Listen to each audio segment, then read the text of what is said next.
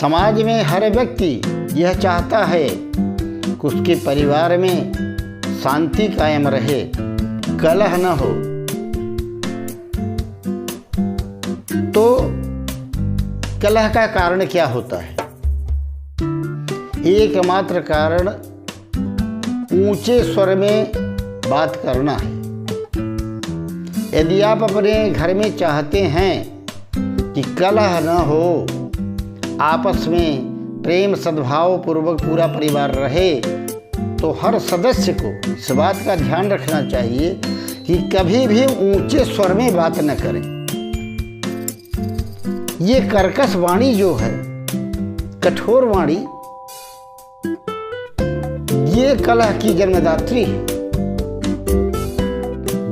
किसी भी घर में कलह होता है तो एकमात्र कारण होता है कोई भी सदस्य तेज आवाज में बोलता है, चिल्लाकर बोलता है, तो उस घर में कलह निश्चित है। आप कर्कश वाणी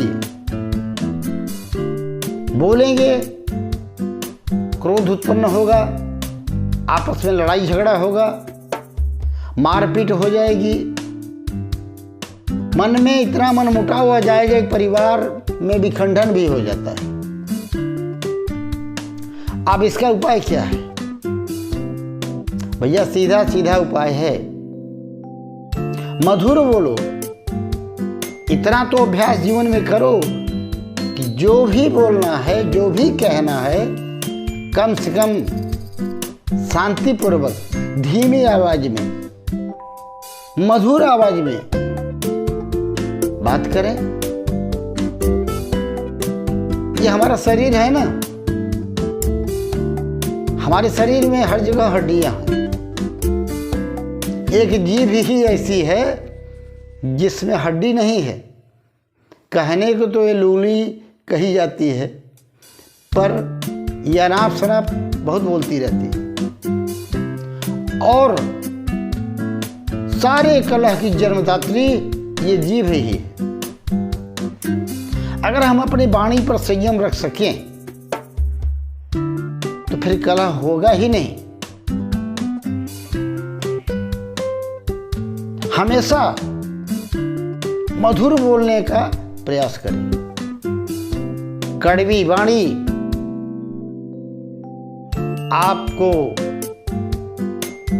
नरक जीवन बना सकती है, आपके जीवन को नरक बना सकती है। द्रौपदी ने एक बार दुर्योधन को अंधे का पुत्र अंधा कहा, कर्कश वाणी में अपमान किया, जिसके कारण महाभारत का युद्ध हुआ।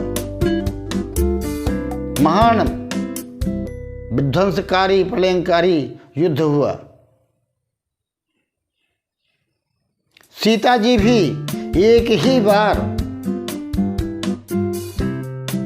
कर्कश शब्द बोले थे। हाँ, लक्ष्मण की आवाज जब भगवान की सुनी माया मारीच की, तो सीता जी अति व्याकुल हो गई और उन्हें लगा कि राम जी संकट में हैं। और उस समय निर्दोष लक्ष्मण को बहुत ही कड़वे शब्द बोली थी, जिसका परिणाम यह हुआ कि राम रावण युद्ध हुआ, भयंकर रक्तपात हुआ, दुख का बोलबाला हो गया जीवन में। तो भैया सबसे बड़ी चीज है मधुर वाणी। कटुक वचन है,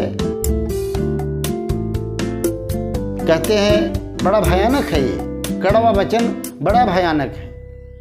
आप जिसके भी सामने कड़वा शब्द बोलोगे, विष की तरह उसके अंदर उतरेगा और उसे व्याकुल कर देगा, परेशान कर देगा, प्रतिक्रिया होगी, लड़ाई झगड़ा आपसे हो जाएगा। और किसी भी के सामने, परिवार में, समाज में, जहाँ कहीं भी आप हो, अगर आप मधुर वचन बोलते हो, मीठे वचन बोलते हो, शांतिपूर्वक बोलते हो, तो लोग आपका सम्मान करेंगे, इज्जत करेंगे।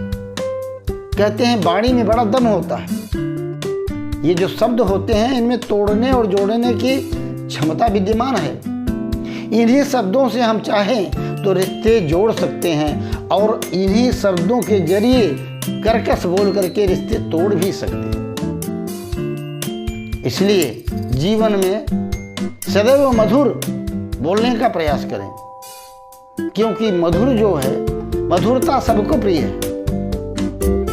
हम मानव की बात क्या करें, पशु पक्षी मृगाज को भी मधुर प्रिय है। भगवान, उनको भी मधुरता ही प्रिय है। मधुराधिपतिरखिलम मधुरम, वो भगवान कृष्ण बंसी अपने मुख पर रखते हैं। क्यों? इसलिए कि बंसी हमेशा हर परिस्थिति में किसी भी व्यक्ति के सामने, सज्जन हो या दुर्जन हो, भक्त हो या अभक्त हो, सुखी हो अथवा दुखी हो, राजा हो अथवा भिखारी हो, जीव हो अथवा जंतु हो, मनुष्य हो अथवा पशु हो, सबके सामने वो तो बंसी मधुर ही बोलती है। और इसीलिए बंसी में जब मधुरता है, इसलिए तो भगवान के वो अधरामृत का पान करती हुई दिखाई देती है। ये मधुरता है। जीवन में सदैव मधुर बोलने का प्रयास करें। और जब आपके जीवन में मधुरता आ जाएगी, विनम्रता आ जाएगी, आपके परिवार में कठोर वाणी का बोलना बंद हो जाएगा, तो आपका घर स्वर्ग बनने में कोई रोक नहीं सकता। ये निश्चित बात है। घर में कभी कलह नहीं होगा। यह एक मूल मंत्र है। आज से ही निश्चय करिए, परिवार में कोई अपमान कर देता है, कोई कठोर शब्द बोल देता है, कोई आपको समय से किसी वस्तु की उपलब्धि नहीं कराता है, अथवा जानबूझकर आपको परेशान करता है, प्रताड़ित करता है, दुख देता है, तो भी आप जब भी बोलें नम्र भाषा में ही बात करें। देखिए आपके परिवार में क्या चमत्कार होता है। इस मीठी वाणी का बहुत बड़ा प्रभाव है। और मेरा तो ये निवेदन है कि घर के हर बड़े बुजुर्ग और गृहिणी को तो कदापि नहीं करना चाहिए। मान लीजिए बालक छोटे होते हैं, बच्चे होते हैं, अनभिज्ञ होते हैं, उन्हें पता नहीं होता, वो कुछ भी कर सकते हैं। पर हम और आप तो कुछ समझदार हो चुके हैं ना, समझते हैं। तो घर को संभालना, बचाना और सुख शांति में जीवन व्यतीत करने के लिए ये मधुर वाणी औषधि की तरह काम करती है। मधुर वचन है औषधि, कटुक वचन है तीर, श्रवण द्वार है संचरे साले सकल शरीर। इसलिए कटुक वचन कभी नहीं बोलना, ऊंची आवाज में कभी बात नहीं करना। आपका घर स्वर्ग बन जाएगा, इसमें कोई संशय नहीं।